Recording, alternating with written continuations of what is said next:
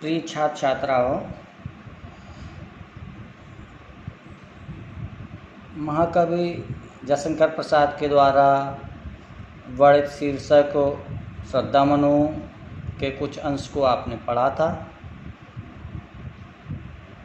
उसमें आपने यहाँ तक पढ़ा था कि श्रद्धा मनु से जब उनका परिचय पूछती है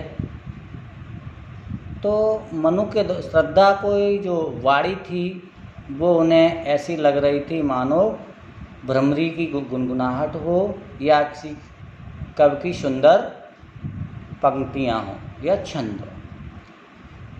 आगे आज पढ़ेंगे और इसे ध्यान से पढ़ना है। इसमें भाव होता है। मैं सभी छात्रों से और छात्राओं से निवेदन करूँगा, ये कविता है, इसमें भावार्थ होता है और अगर आप भाव को नहीं जोड़ पाएंगे तो अर्थ आप नहीं निकाल पाएंगे।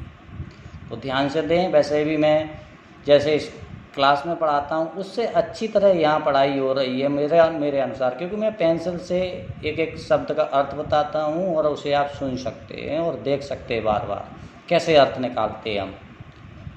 ठीक है, मैं ऐसा नहीं करता हूँ कि एक बार बोल दूँ और पूरा आपको सामने रख दूं, ऐसा नहीं। मैं कोशिश करता हूं कि आप निकाल सकें। ठीक है, फिर भी अगर नहीं आए तो आप कहीं पे भी हमारे सर हैं उनसे भी पूछ सकते हैं या हमसे पूछ सकते हैं। चलें आ जाएं। आज एक झटका सा लगा सा हर्ष न रखने लगे लुटे से कौन, गा रहा है सुंदर संगीत कुतूहल रह न सका फिर मौन।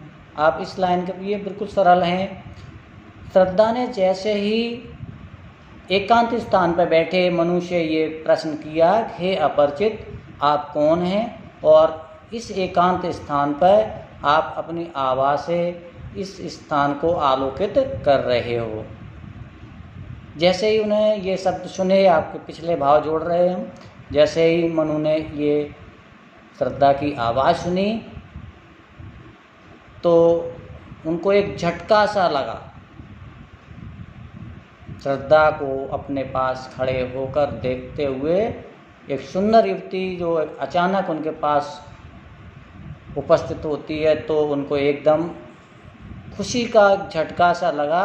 रखने लगे लुटे से कौन, और श्रद्धा को उस सुंदर युवती को ऐसे देख रहे थे जैसे कोई व्यक्ति लुटा पिटा अपनी सुध बुध खो बैठता है। वैसे ही वो अपनी उसकी सौंदर्यता को देखकर अपना सर्वस्व उस पर न्यौछावर कर दी, उन्होंने न्यौछावर कर दिया और लुटे पिटे से उसको देखने लगे।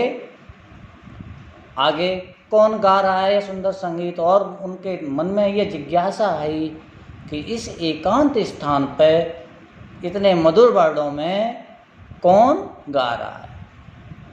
कुतूहल रह न सका फिर मौन।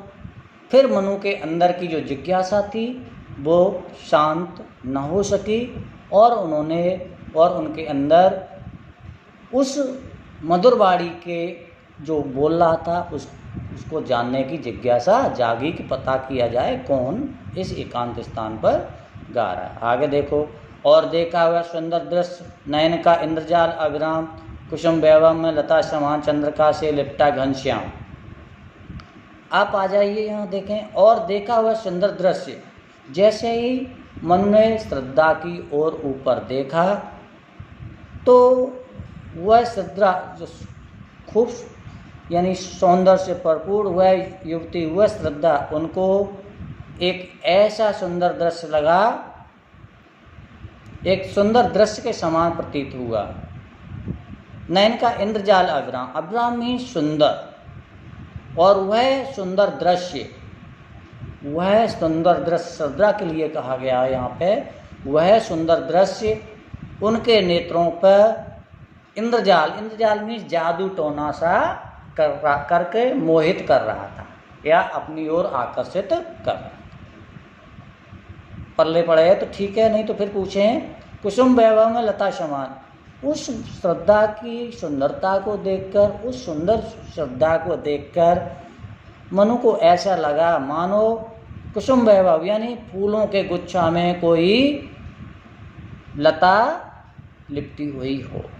अर्थात उस सुंदर जो श्रद्धा थी उसको देखकर ऐसा लगा मानो चंद्रिका से लिपटा घनश्याम, यानी चंद्रमा की सुंदर चांदनी में कोई बादल का टुकड़ा छिपा हुआ हो। आगे की लाइनें थोड़ी कठिन है, इन्हें देखें। बाह्य आकृत, हृदय की अनुकृत बाह्य उदार, एक लंबी काया उन्मुक्त। यहाँ अभी तक श्रद्धा की जो सौंदर्यता है उस सौंदर्य का वर्णन किया गया है। मनु ने श्रद्धा को देखा, श्रद्धा की बात आगे की गई। उन्मुक्त से आप देखेंगे, उन्मुक्त मीन्स होता है स्वच्छंद, स्वच्छंद मीन्स खुला हुआ। यहाँ पे इस एक ही वर्ड का अर्थ निकालना होगा कि जो श्रद्धा का जो शरीर था वो बहुत खुला हुआ था। उसने ऐसे लिबास पहने हुए थे कि उसकी साथ जो शरीर था ज़्यादातर उसका शरीर खुला हुआ था। ठीक है। एक लंबी काया, जो श्रद्धा थी, श्रद्धा की जो शारीरिक बनावट थी या शारीरिक देह दृष्टि थी, वह एक पर्याप्त लंबी थी। उसको देखकर, यानी उस श्रद्धा को देखकर, उसकी लंबी हुई जो देह दृष्टि उसको देखकर ऐसा लग रहा था हृदय की अनुकृत बाह्य उदार। बाह्य मीन्स होता है यहाँ पे विस्तृत। ठीक है, ध्यान दें। उस लंबी काया वाली श्रद्धा को देखकर मनु को ऐसा लगा मानो उदार और विस्तृत हृदय की कोई अनुकृत मीन्स होती है प्रतिमूर्ति, यानी वह श्रद्धा मनु को ऐसे लगी मानो उदार और विस्तृत हृदय की कोई प्रतिमूर्ति हो। आगे और देखें। मधु पवन पीड़त ज्यों से साल, मधुर वार्तालाप के समय, उस मधुर वार्तालाप के समय श्रद्धा की बाणी को सुनकर कि आप कौन है इस एकांत स्थान पर, उस बाणी को सुनकर, उस मधुर वार्तालाप को सुनकर मनु को ऐसा लगा कि मानो मधु पवन, मधु पवन मीन्स बसंत के मास में मंद मंद बहने वाली, मंद मंद और सुगंधित बहने वाली जो पवन के साथ, यहाँ पवन पे आ जाएं, मधु से ही निकालना है। बसंत मास में सुगंधित और मंद मंद बहने वाली पवन के साथ कोई साल, साल का वृक्ष जो आपने अपने स्कूल में खड़े हैं वो साल के ही वृक्ष होते हैं, वो लंबे होते हैं, इसलिए उनकी यहाँ शिष्य साल से कही गई है। मानो कोई शिष्य साल में साल का छोटा सा वृक्ष अटकेलियाँ करता हुआ सौरभ संयुक्त, यानी सुगंध से भरपूर होकर शोभित हो मीन्स सुशोभित हो रहा हो। इसको एक बार फिर देखेंगे और इसी अंडरलाइन का केवल आप हमें अर्थ लिखेंगे। हृदय की अनुकृत बाह्य उदार, एक लंबी काया उन्मुक्त। फिर से इसको देखो, मैंने बताया मनु ने जैसे जैसे श्रद्धा को देखा तो श्रद्धा के शरीर अधिकांश जो शरीर था वो खुला हुआ था। इस वर्ड से ही निकालना। उन्मुक्त मीन्स स्वच्छंद, स्वच्छंद मीन्स खुला हुआ। तो शरीर जो श्रद्धा का ज़्यादा अधिकांश जो शरीर था वो खुला हुआ था। और एक लंबी काया, यानी उसकी जो देह दृष्टि वो पर्याप्त लंबी थी। उस लंबी देह दृष्टि को देखकर मनु को ऐसा लगा मानो वह उदार और विस्तृत हृदय की प्रतिमूर्ति हो।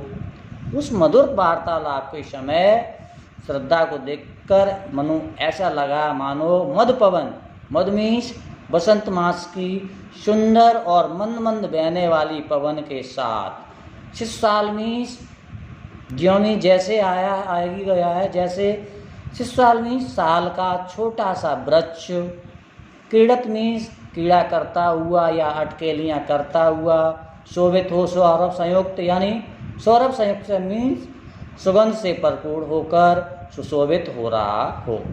आज यहीं तक, आगे कल ये दूसरा हो गया आपका